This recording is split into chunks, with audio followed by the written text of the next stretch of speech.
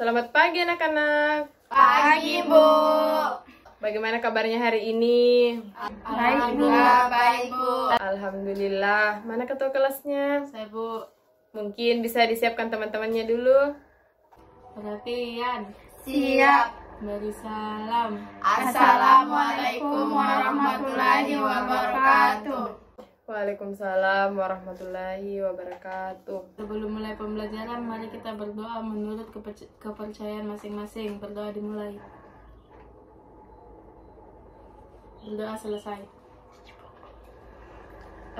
Sebelum kita mulai pelajaran hari ini, mari akan kita absen terlebih dahulu. Ada yang tidak hadir hari ini? Hadir Semua, Ibu. Oke, baik. Alhamdulillah hari ini kita bisa melaksanakan pembelajaran secara luring, yang mana 2 tahun kemarin kita melakukan pembelajaran secara daring atau online. Semoga kita diberikan kesehatan dan tetap semangat dalam belajar, karena masa depan dimiliki oleh orang yang percaya atas keindahan mimpi mereka. Sebelum kita melanjutkan pelajaran hari ini, apakah dari kalian ada yang masih mengingat materi minggu lalu? Saya, Bu, Ya, silahkan. materi tentang masalah ekonomi. Ya, benar sekali. Mungkin dari kalian ada yang tahu contoh masalah ekonomi yang kita pelajari minggu lalu? Saya, Bu. Ya, silahkan Sarmina. Kebijakan subsidi energi, Bu. Yang lain ada yang tahu? Daya beli stagnan, Bu. Nah, betul sekali. Ibu rasa sudah cukup ya. Kalian mungkin sudah paham materi masalah ekonomi. Hari ini kita akan melanjutkan pembahasan kita, yaitu masalah sosial. Sebelumnya, Ibu ingin kalian menyimak video ini terlebih dahulu. Tolong disimak baik-baik.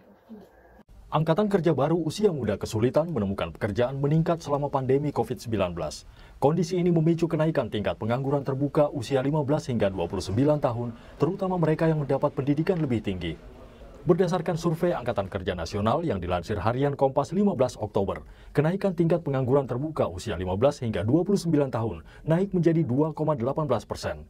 Data yang sama juga menunjukkan penurunan angkatan kerja baru yang mendapat pekerjaan dari 53,1% sebelum pandemi menjadi 44,5% saat pandemi. Peneliti di Semeru Research Institute, Lia Amelia menyebut kondisi ini berdampak buruk jangka panjang, seperti penurunan kualitas SDM, serta pendapatan rendah dan persoalan kesehatan mental. Jadi mereka sangat dimungkinkan untuk bekerja apa yang ada, apa aja gitu, tanpa mungkin mengambil pekerjaan yang tidak sesuai dengan kualifikasi mereka dan juga berupah rendah. Krisis COVID-19 ini juga bisa berdampak negatif pada masalah kesehatan mental lulusan baru ya, dikarenakan depresi dan juga adanya gangguan kecemasan akibat prospek ekonomi yang terbatas selama pandemi. Menurut Direktur Ketenagakerjaan Kementerian Perencanaan Pembangunan Nasional Bappenas Mahatmi Parwitasari Saronto, persoalan ini dipicu sistem informasi pasar kerja dan darurat produktivitas yang terus menurun sejak 2018. Kalau Bapak Ibu lihat di sini yang ada di sebelah kiri ini, kita lihat bahwa produktivitas kita itu terus turun sampai tahun 2018. Dan kita makin jauh tertinggal jika dibandingkan dengan Cina, lalu juga dengan India, lalu juga dengan Vietnam, dan juga dengan Malaysia, dan juga Thailand. Pemerintah dituntut mendorong penguatan kualitas sumber daya manusia demi peningkatan produktivitas angkatan kerja baru. Jika tidak, kegagalan memanfaatkan bonus demografi atas populasi usia produktif yang besar mengancam di masa depan. Tim Liputan, Kompas TV. Nah, setelah kalian tadi menonton video, Ibu mau tanya, apa hubungan video ini dengan materi kita hari ini? Saya, Bu. Nah, silahkan. Pengangguran merupakan contoh masalah ekonomi. Nah, tadi sudah benar yang dikatakan oleh temannya. Jadi, video tadi itu memperlihatkan salah satu masalah sosial yang ada di Indonesia. Dan tujuan pembelajaran kita pada hari ini adalah siswa diharapkan mampu memahami apa saja masalah sosial yang ada serta cara mencegah masalah tersebut. Masalah sosial itu terdiri dari 2 kata, yaitu masalah dan sosial. Masalah itu bisa dibilang merupakan perbedaan antara harapan dan kenyataan. Dan yang namanya sosial itu biasanya berhubungan dengan kehidupan masyarakat. Nah, jadi permasalahan sosial adalah perbedaan antara harapan masyarakat atau nilai dan norma dengan realita yang terjadi di lingkungan masyarakat. Sebelumnya Ibu akan membagi kalian dalam 2 kelompok, yaitu kelompok pertama Citra Nabila dan Magfira yang akan membahas masalah pengangguran, dan kelompok kedua yaitu Sarmina dan Sri Nurmawada yang akan membahas masalah kemiskinan. Yang kalian akan cari yaitu definisi, penyebab, dampak, dan solusi dari materi yang telah kalian dapat. Ibu mau kalian cari dari berbagai sumber mengenai materi yang telah kalian dapatkan, serta disusun dalam bentuk laporan dan dipresentasikan. Oke, waktunya sudah habis. Ibu persilahkan kepada kelompok 1 untuk mempresentasikan hasil diskusinya. Baik, kami dari kelompok 1 akan mempresentasikan hasil diskusi kami mengenai pengangguran. Pengangguran adalah orang yang tidak memiliki pekerjaan atau sedang mencari pekerjaan atau sedang mempersiapkan suatu usaha. Penyebab pengangguran adalah tekanan demografis, pertumbuhan ekonomi yang lebih kecil dari pekerja, kecilnya jumlah lapangan kerja, dan terjadinya pemutusan hubungan kerja atau PHK. Selanjutnya, dampak pengangguran. Yang pertama, pendapatan nasional menurun. Yang kedua, pendapatan per kapita masyarakat yang rendah. Yang ketiga, menjadi sumber utama kemiskinan. Adapun cara untuk mengatasi pengangguran adalah: yang pertama, menciptakan kesempatan kerja terutama di sektor pertanian. Yang kedua, menumbuhkan usaha-usaha baru untuk memperluas lapangan kerja baru. Dan yang terakhir, mengembangkan UMKM. Baik, itu saja presentasi dari kami. Sekian dan terima kasih. Itulah tadi presentasi dari kelompok 1. Selanjutnya saya persilahkan kepada kelompok 2 untuk mempresentasikan hasil diskusinya.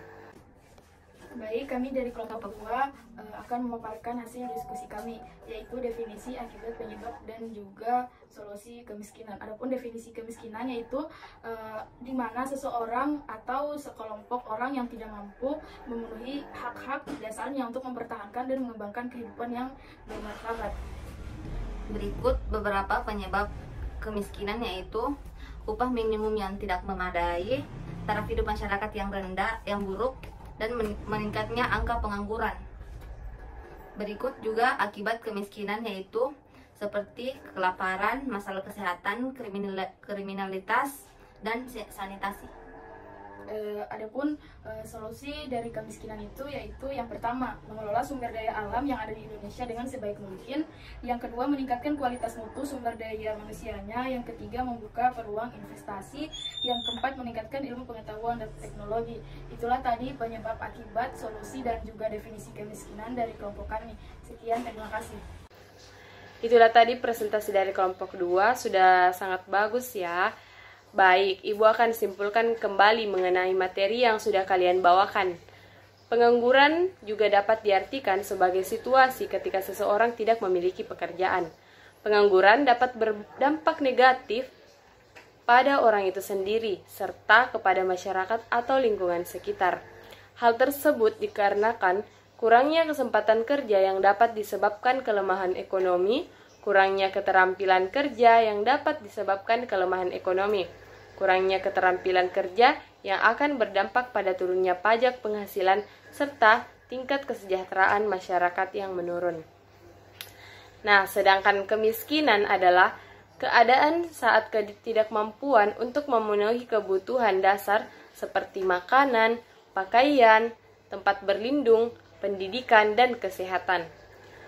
Kemiskinan dapat disebabkan oleh kelangkaan alat pemenuh kebutuhan dasar atau sulitnya akses terhadap pendidikan dan pekerjaan. Kemiskinan disebabkan oleh beberapa faktor, antara lain upah minimum yang tidak memadai, tarik hidup masyarakat yang buruk, dan meningkatnya angka pengangguran setiap tahun tanpa adanya tambahan kesempatan kerja. Oke, cukup sekian materi kita untuk hari ini. Kita tadi sudah membahas mengenai masalah sosial. Teman-temannya juga tadi sudah mempresentasikan hasil diskusinya masing-masing. Ibu harap kalian bisa mengerti dan memahami mengenai pembahasan kita kali ini. Mungkin cukup sekian untuk hari ini. Baik, untuk kartu kelasnya bisa disiapkan terlebih dahulu. Perhatian. Siap. Ucapkan terima kasih. Terima kasih, Bu. Sama-sama. Wassalamualaikum warahmatullahi wabarakatuh. Waalaikumsalam warahmatullahi wabarakatuh.